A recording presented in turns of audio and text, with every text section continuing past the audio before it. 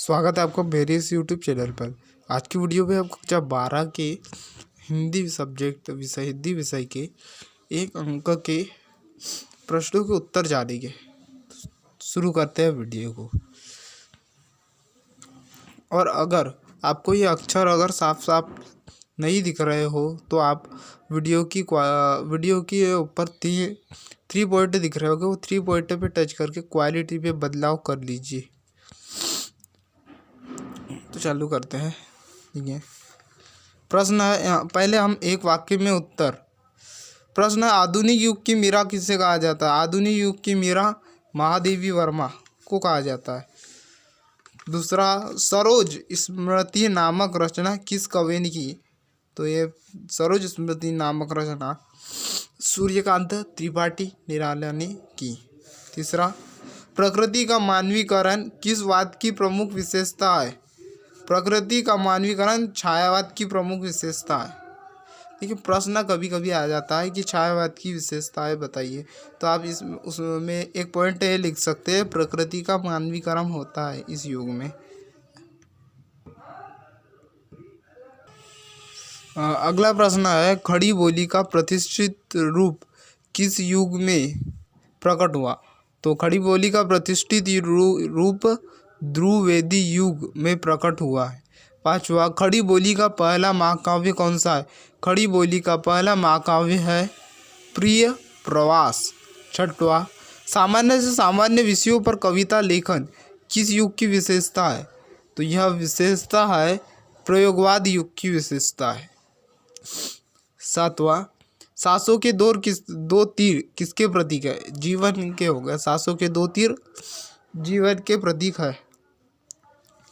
आठवां, भाषा के साथ साथ बात कैसी होती है? भाषा के साथ साथ बात पेचीदा होती है। सब घर एक कर देने का क्या आशय है?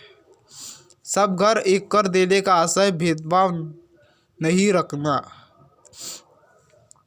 10वां, कैमरे में बंद अपाहिज कविता दूरदर्शन किस मनोवृत्ति को दर्शाती है? तरह संवेदनहीनता। कैमरे में बंद अपाहिज कविता दूरदर्शन फिर किसकी जगह लिखना आपने? संवेदनहीनता को दर्शाती है। प्रश्न अपने को ये था कि एक वाक्य में उत्तर, एक शब्द में नहीं, तो वाक्य में देना, पर यहाँ पे मैंने नहीं लिखा, आपको लिखना है जरूर। पर 11वां देखते हैं, कवितावली के उत्तरकांड में कौन सा छंद है? कवितावली के उत्तरकांड में कवित्व छंद है।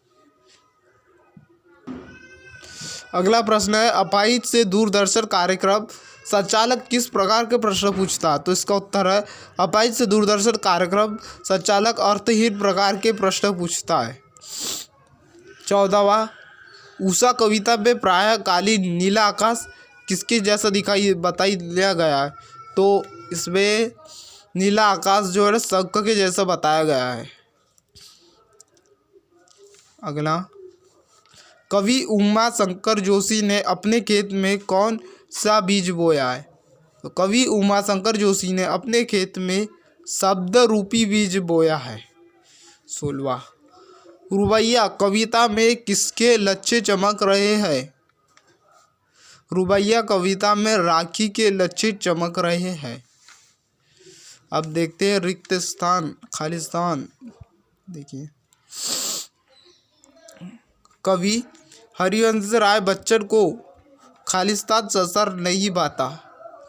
अपूर्ण संसार हरिवंश राय बच्चन को नहीं भाता है। दूसरा, कैमरा एक साथ खालिस्तान और खालिस्तान को रोते हुए दिखाता है, दर्शक और अपाहिज को रोते हुए दिखाता है। तीसरा, संसार में पुनः सहोदर खालिस्तान नहीं मिलता, भाई नहीं मिलता। चौथा, प्रगतिवादी कवि शोषितों के प्रति सहानुभूति तथा शोषकों के प्रति आक्रोश का भाव रखते हैं। सहानुभूति और आक्रोश यहाँ खालिस्तान है। हिंदी का पहला महाकाव्य, उत्तर है पृथ्वीराज रासो। कविता का खिलना भला फूल क्या जाने। 7वां, जोर जबरदस्ती से बात की चूड़ी मर गई। 8वां, प्रयोगात का प्रारंभ सन 1946 में माना जाता है। शास्त्रीय भाषा संस्कृत में सर्जन क्षमता होने के बावजूद भी गोस्वामी तुलसीदास ने अवधी का व ब्रज को साहित्य रचना के माध्यम के रूप में चुना।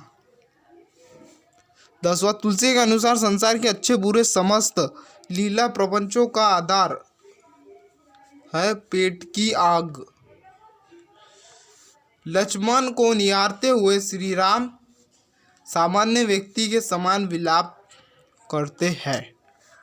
12वां, आंगन में मचलते बच्चे का मन खालिस्तान पर ललचा गया, चांद पर ललचा गया है। 13वां, रात में पसरा सन्नाटा अपनी खालिस्तान अपनी व्यक्त कर रहा है, वेदना व्यक्त कर रहा है। फिराक की गजलों पर मुग्ध होकर लोग कहते हैं तुमने इतनी अच्छी खालिस्तान कहाँ से सीख ली? तो इसका उत्तर है शायरी। तो दोस्तों, ऐसे ही महत्वपूर्ण प्रश्नों के उत्तर जानने के लिए चैनल को सब्सक्राइब जरूर करें और वीडियो अच्छी लगी हो तो वीडियो को लाइक करें। धन्यवाद।